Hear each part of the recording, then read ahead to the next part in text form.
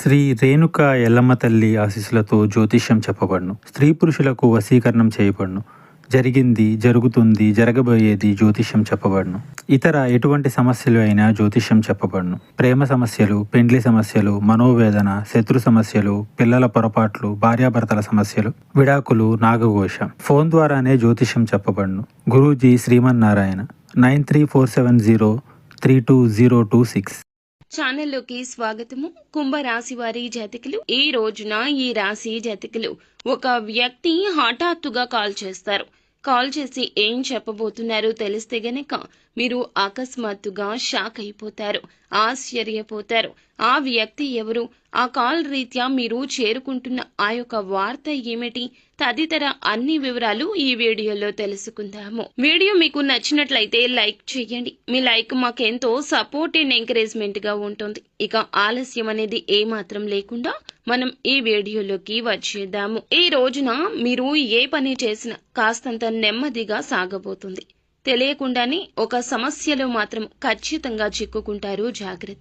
జాగ్రత్తలు తప్పక తీసుకోండి. తెలిసి కానీ తెలియక కానీ ఏదో ఒక తప్పు మీరు చేసి ఉంటారు. ఇతరులతో మాట్లాడేటప్పుడు జాగ్రత్త వహించండి. ఉన్నది ఉన్నట్లు మాట్లాడడం వల్ల మీకు శత్రువులు అధికంగా తయారవుతారు. అయితే మీకు ఒక ఫోన్ కాల్ వల్ల అనుకునే విధంగా ఇబ్బందులు అయితే రాబోతున్నాయి. కోపంలో మీరు ఏదో విషయంలో మాట జారి ఉండవచ్చు. దాన్ని పట్టుకుని మీపై ఇతర వ్యక్తులు కక్ష సాధించబోతున్నారు. మీకైతే ఖచ్చితంగా నిందలు రాబోతున్నాయి. నమ్మినా నమ్మకపోయినా ఇదే వాస్తవము. ఏదైనా విషయం గురించి నిజాలు తెలుసుకుని మీరు మాట్లాడే ప్రయత్నం చేయండి. ఎక్కువ మటుకైతే మీరు మాట్లాడకుండా సైలెంట్ గా ఉండడమే మేలు. అయితే ఖచ్చితంగా ఈ రోజున ఈ ఫోన్ కాల్ అయితే వస్తుంది. తెలిసి తెలియక తొందరపాటు వల్ల చేసిన తప్పు వల్ల మీరు తిట్లు తినబోతున్నారు. మీకు తెలియకుండానే అది జరిగి తీరుతుంది. కానీ మీపై నిందలు అనేవి ఖచ్చితంగా వస్తాయి. మీరు ఏదైనా మాట్లాడేటప్పుడు మాత్రము తగిన జాగ్రత్తలు తీసుకోండి. 1-2 సార్లు చుట్టుపక్కల ఉన్న వాళ్లే మీకు శత్రువులు అనే విషయం మీద ధ్యాస ఉంచండి. ఏదో విషయంలో మీరు కోపంలో ఏదో ఒక మాట తూలి ఉండవచ్చు, జార విడిచి ఉండవచ్చు. దాన్ని పట్టుకుని మీ పైన వారు ఖచ్చితంగా కక్ష సాధించే ప్రయత్నం చేస్తారు. మీరు వెక్కి ఏడుస్తారు, నిందల పాలు కాబోతున్నారు.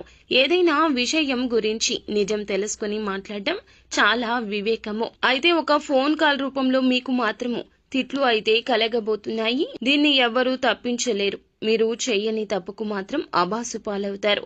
మీకు ఈ యొక్క మాసంలో ఈ రోజున ఇలా మిశ్రమంగా ఉంటుంది. ఏ పని చేసినా నెమ్మదిగానే పూర్తవుతుంది. తొందరపాటు నిర్ణయాలు అస్సలు మీకు మంచిది కాదు. అలాగే కుటుంబంలో ప్రేమలు పెరగబోతున్నాయి. పాత ఆరోగ్య సమస్యలు తీరిపోయే అవకాశం ఉంది.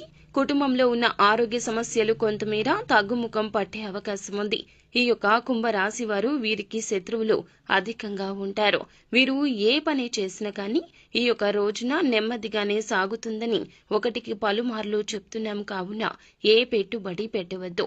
ఏ నూతన నిర్ణయం, ఏ నూతన కార్యక్రమం కోసం తీసుకోవద్దు.